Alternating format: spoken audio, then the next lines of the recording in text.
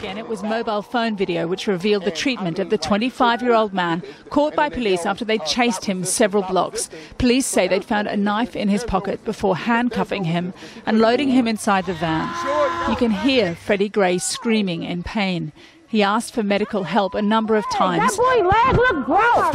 His leg broke and y'all dragging him like that. But paramedics were only called after a 30-minute ride that included 3 stops while he wasn't wearing a seatbelt. Freddie Gray remained in a coma for a week before he died. As protesters burst onto the streets, Baltimore's mayor moved quickly to bring calm. Thank you to all of you who have joined me this evening to call for an end of violence in our city. Now is a time of calm, for peace, and for prayer. The revolution shall be televised. This year it's all about us, so fuck the other side. And the feds gon' follow us, label us as terrorists, and then they try to bottle us. And we turn the media to lie to us. Nobody really speaking on them courtrooms that bodied us. Labeled us as hooligans, we trapping and we moving it. Kids barely eating at that table with that tuna fish. Breakfast and lunchtime, mama ordered the noodle this. Dinner time, I was on the corner, me and Lucifer. Who you supposed to call when the cop the one shooting you? Nobody. Talk to the smartest and I told them keep their head up. And when you touch down, stay focused and get... High tensions between police and protesters in Baltimore. People here are angry there have been so few answers about the death of Freddie Gray and are using the moment to let out frustrations against what they say is a history of police mistreatment. Several people were arrested. It got ugly for a brief period at the end of the day and marred what was otherwise an overwhelmingly peaceful day of protest throughout the city. This was by far the largest street demonstration since Gray's death last Sunday, and unlike the others that were mostly made up of African Americans on the streets, a wider cross-section of people are now joining in. They want the officers involved to be charged and an end to what they say is commonplace police brutality and racial profiling in their community. We need justice, and them policemen need to do some prison time just like any other human being. They need it. Justice really needs to be. Plus, later, the problems are still there, and the intensity of the music has built to the no hope, the I don't give a attitude. We asked 10 years ago. We was asking with the Panthers. We was asking with them, you know, with the civil rights movement. We was asking, you know, now those people that were asking, they're all dead and in jail. So now what do you think we're going to do? When they see me, they know that every day when I'm breathing, it's for us to go farther, you know. Every time I speak, I want the truth to come out. I'm not saying I'm going to rule the world or I'm going to change the world, but I guarantee that I will spark the brain that will change the world. In this country, a black man only have like 5 years we can exhibit maximum strength.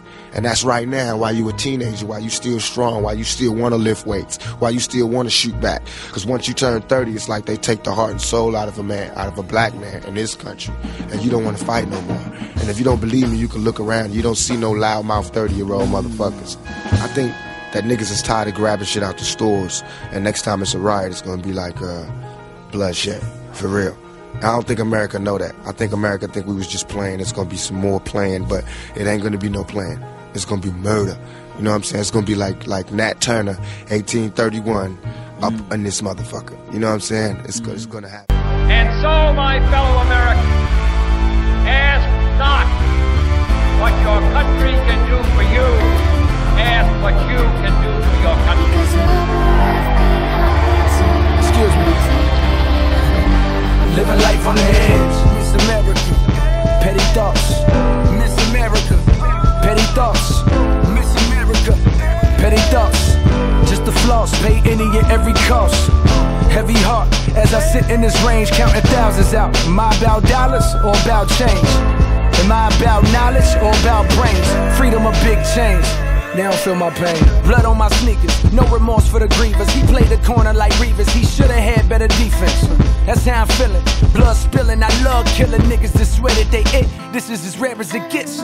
Rap game changed, this is embarrassing shit. Bunch of bitches posing on some old Miss America shit. I was a wilder nigga back on my therapist shit.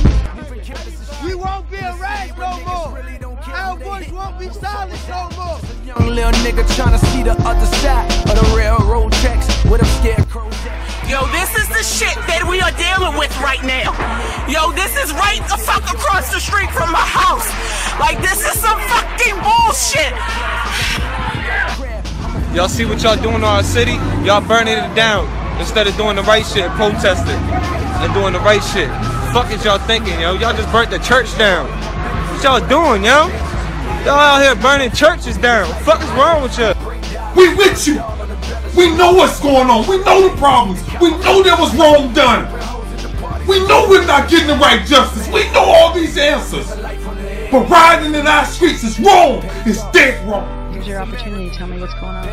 Man, we want to tell the people of the city right now in Baltimore City that the image that they're trying to portray of the gangs in Baltimore, the BGF, the Bloods, the Crips, we did not make that truce to harm cops.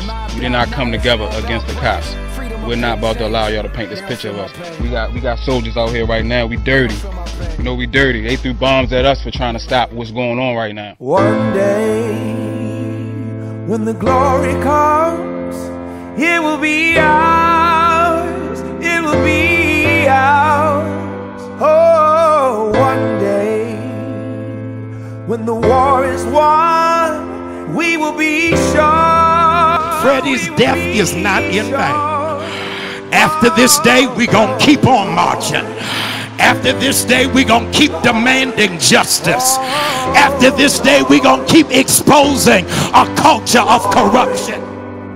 Hands to the heavens, no man, no weapon formed against, yes, glory is destined. Everyday women and men become legends. Sins that go against our skin become blessings. The movement is a rhythm to us. We're going to go down here to the Western District.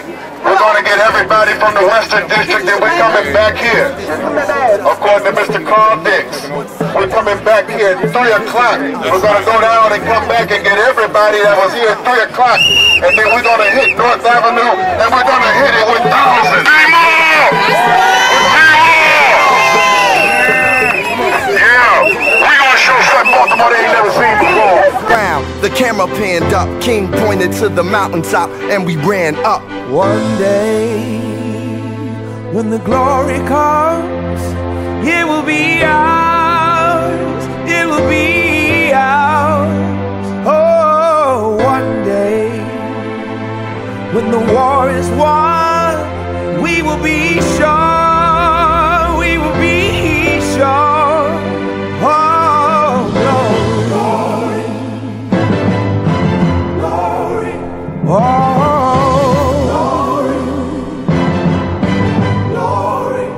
Now the war is not over, victory isn't won, but we'll fight on to the finish, and then when it's all done, we'll cry glory, oh glory, oh. New York saw the biggest protest since last year, with activists shutting down several streets, including the iconic Brooklyn Bridge. That's where our camera exclusively captured arrests made by the NYPD. In New York City today, people are out in the streets to shut it down. The march through the streets of the Big Apple, the first one we're seeing in the last 3 or 4 months, has just begun. Now they're marching through the streets of New York to shut down businesses as usual. Now this is their way to again say enough is enough. The season may have changed, but their demands, their slogans, and what they're demanding has not.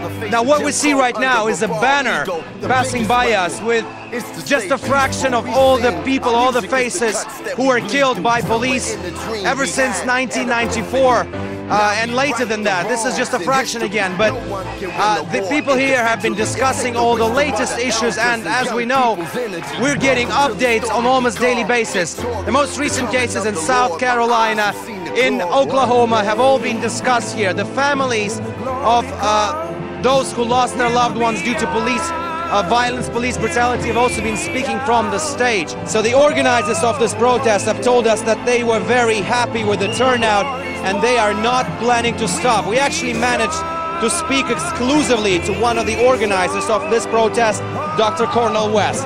There's got to be accountability in America for police shooting down folk.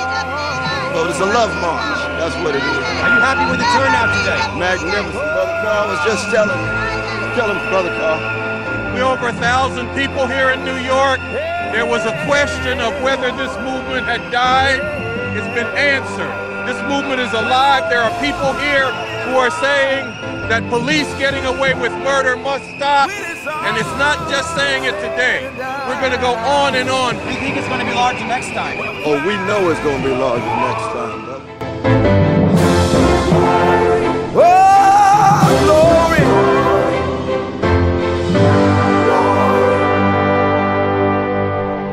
Be defenseless. That's what you mean by nonviolent. Be defenseless. Be defenseless in the face of one of the most cruel beasts that has ever taken the people into captivity. That's this American white. We are not engaged in a struggle that means we sit down and do nothing.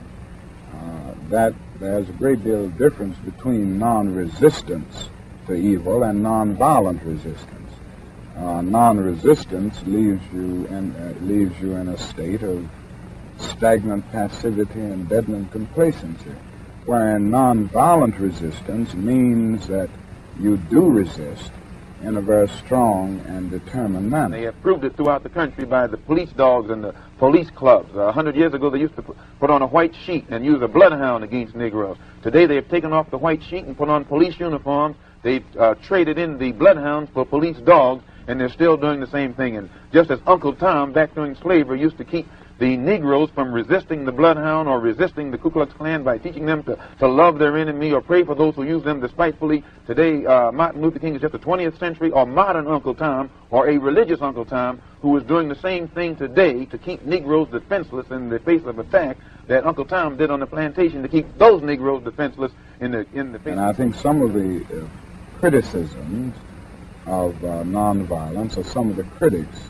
fail to realize that we are talking about something very strong, and they confuse non-resistance with non-violence.